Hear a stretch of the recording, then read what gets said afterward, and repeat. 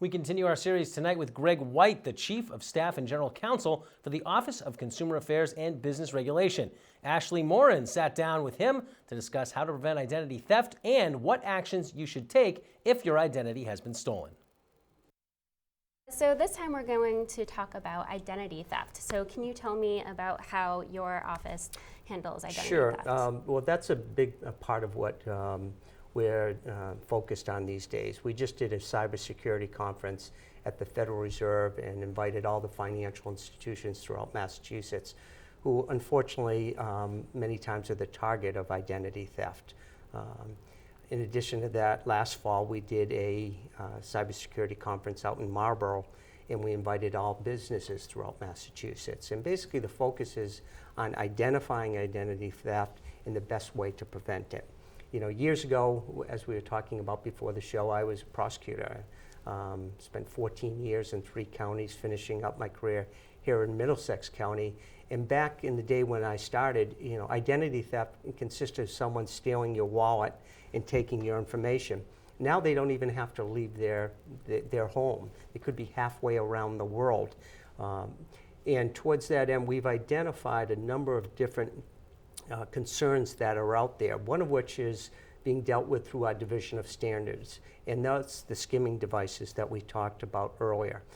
What they're doing is they're going out to various establishments, mainly gas stations and ATM machines, and they're prying open the machines in the dead of night and placing these skimming devices in there. And what they'll do is, if it's an ATM machine, they'll put a facade over that.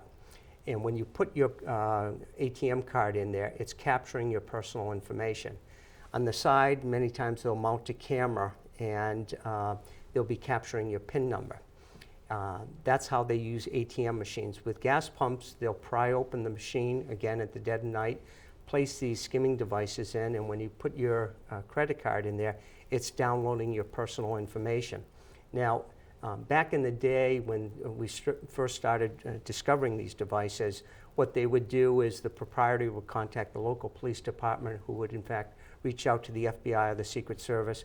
They would set up surveillance and wait for them to come back to retrieve the device. They're becoming very sophisticated. They now utilize Bluetooth, so they don't come back and get the device. That's cost of doing business.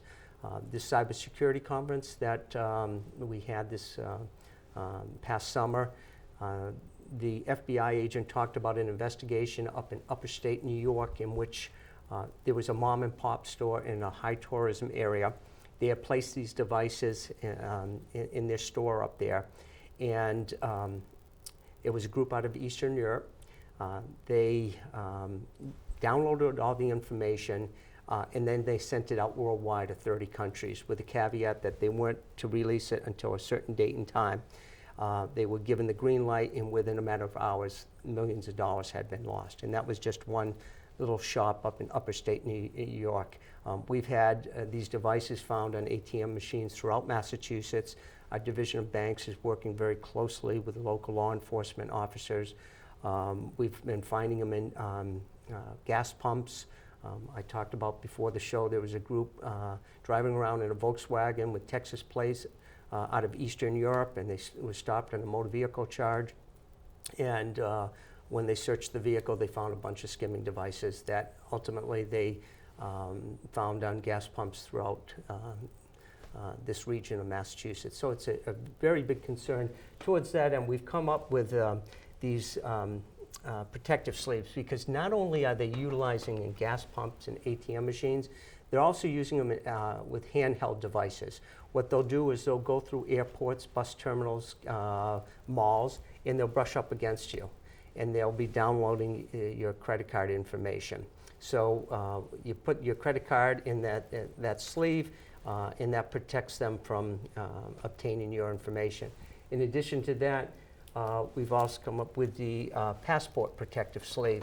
Since 2007, there's a chip in your passport with all your personal information. They will brush up against you at an airport and download all your information. So there are steps you can take to protect yourself. In addition to these protective sleeves, we advise consumers that when they go pump their gas, look at that sticker. If that has been compromised, notify the proprietor.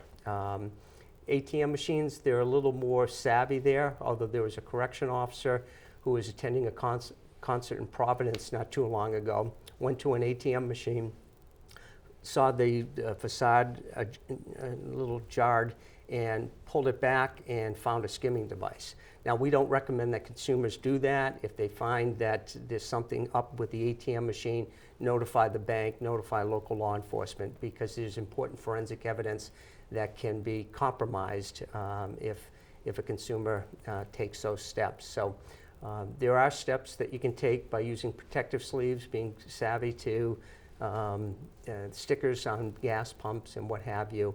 But it is a concern, and they're out there, and it's just I used to say that, or I'm prone to saying that it's not a matter of whether or not you're going to be a victim of identity theft. That's just a given. It's a question of how often and when it's going to occur. So you can take steps, and one of the things that we advise consumers to do is to review their bank statements on a monthly basis, either online or the hard copy. And once a year, by law, you are eligible for a free credit report. Review the credit report, because at the end of the day, you may discover that there's information on there that's not associated with you. My wife and I were just having some work done on our home, and the contractor learned that I was with the Office of Consumer Affairs, and one of his staff said to me, "Oh yeah, I recently went to refinance my home and found that my information had been breached, and someone had purchased a condominium in my name and had leased a brand new vehicle." She wasn't even aware of it, nor would she until they started defaulting on the payments, and then they were going to be coming back to her. So review your credit report to determine that the information that's on there is in fact accurate and pertains to you. So that's kind of a condensed version of identity theft, but it's an important part of what the Office of Consumer Affairs and Business Regulation is involved in.